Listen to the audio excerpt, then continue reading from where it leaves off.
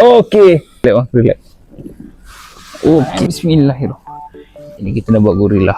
Kita rasa sikit. Abang ni sedih kan. L3, L4, L5, S1 terhimpit. Memang teruk. Dah 3 kali yang kena. Okey, abang baring. Sandak kat saya pelan-pelan. Okey.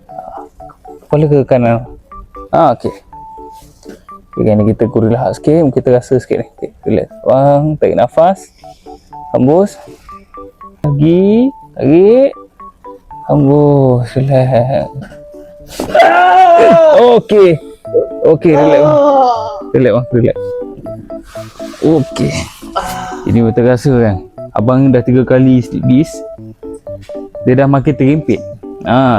Tadi saya pump sini pun memang saya tekan slow dah menjerit dah abang ni.